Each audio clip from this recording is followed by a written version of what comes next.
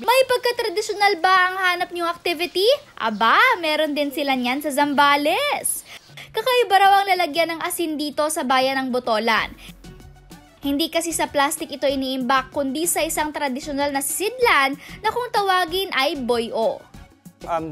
Traditional na lalagyan, yung buyo, mula pa noong unang panahon hanggang sa naisalin na sa henerasyon niyan po. Eco-friendly ang imbakang ito dahil ang pangunahing material nito ay mga dahon ng sasa o yung dahon ng nipa o pawid. Bet nyo bang matutunan ang paggawa nito? Ayan, ito ang tinatawag nilang buyo. Ito ang sambal term ng sisidlan o lalagyan at dito nila nilalagyan ang kanilang asin. At para turuan tayo kung paano gawin yan, kasama natin si Ate May. Tuturuan niyo tayo kung paano gumawa ng buyo. Ipinagtagpi-tagpi at ipinantay ang 6 na piraso ng dahon ng sasa. Para magbigkis, itinahi ang mga dahon gamit ang inwal na isang uri ng manipis na kawayan. Saka inikot ang itinahing dahon para maghugis pabilog. Tinalian ito uli para masara. So this requires a lot of patience kapag mali akong ginawa. Tama lang. Kapag hindi pa kayo sanay, kailangan ng mahabang pasensya kasi nakakalito siya. So parang nag-weave ka talaga. Tinatahi mo talaga sila. Sa isang araw po, ilang bayo ang natatapos nyo? 30? Oh, madami din. Sipag at pasensya ang puhunan sa paggawa ng buyo. So ayan, after 10 days, hindi ko pa rin tapos yung akin, pero si Ate May natapos niya na, kaya ito na ang papanoorin natin gawin. Nakabilog na, di ba ate? After i-weave, igaganon lang, ibubuhol lang. Ilalak siya, tapos okay. And ito na nga, tapos na. Ito yung pinagtulungan namin kanina ni Ate May, pero meron pa ditong iba. So, tuturuan na ni Ate May kung paano gamitin naman, di ba? Okay. Para sa base ng ating buyo, inilagay sa ilalim ang pinatuyong balat ng puso ng saging. Saka muling itinahi gamit ang inwal. And then, lalagyan na siya ng asin. okay. Lagyan na natin siya. Ayun na.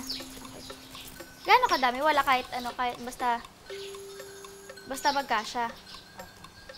Pagkatapos isali ng asin, marahan itong binayo para maisiksik ng mabuti sa buyo. Pagkapuno, ibinuhol ang dulo gamit ang natirang inwal. Ang cute, no? Ang cute ng itsura. Tapos na? Ah! Tapos na! Finally! Ito na ang aming asin. Pwede na. Tsaka ang cute niyang tingnan. Walang tapon, 'di ba? Walang plastic, walang tapon. Biodegradable. Very good. 150 pesos ang isang piraso ng bayo na may kasamang 1 kilong asin. Mas nakamumura daw kung sa mismong gumagawa nito kayo bibili dahil nasa 70 pesos lang ang kanilang benta. Hindi kompleto ang quick getaway ko sa Zambales kung hindi ako mag-food trip sa Subic. Summer na, parang masarap kumain ng prutas katulad ng pinya.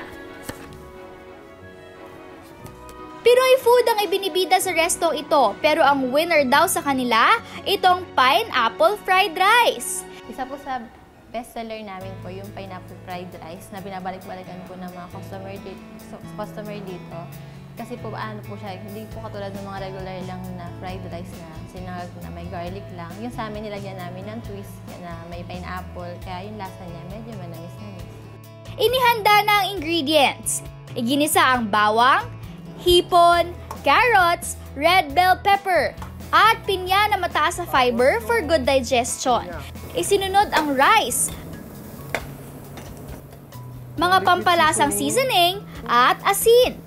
Huling inilagay ang asukal. Ready for plating na!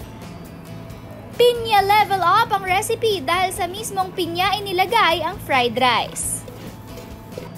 Not only 1 but 2 yummy-licious dishes ang lulutuin natin. Heto ang isa pang pambato ng restong ito. Inihanda na ang mga sangkap ng tofu with shiitake mushrooms. Inilagay sa kawali ang mushroom. Iginisa sa bawang.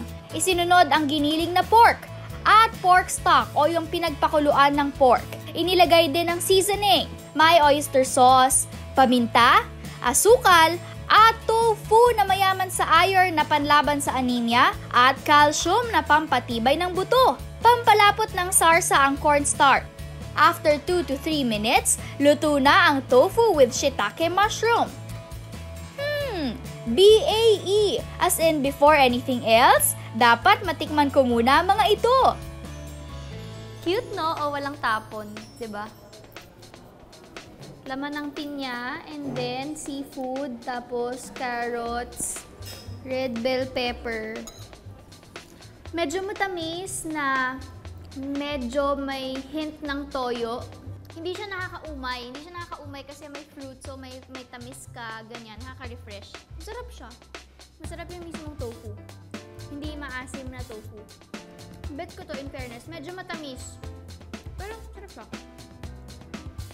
Parang ito one complete meal na siya. Kasi meron ka ng rice, may shrimp ka, may parang yun na yung mag-serve ulam mo. Tapos hindi pa siya masyadong mabigat sa pakiramdam kasi nga refreshing. Good for 2 to 3 persons na ang pineapple fried rice na may enjoy for 240 pesos. 180 pesos naman ang tofu with shiitake mushrooms. Pwedeng pagsaluhan ng 2 hanggang 3 tao.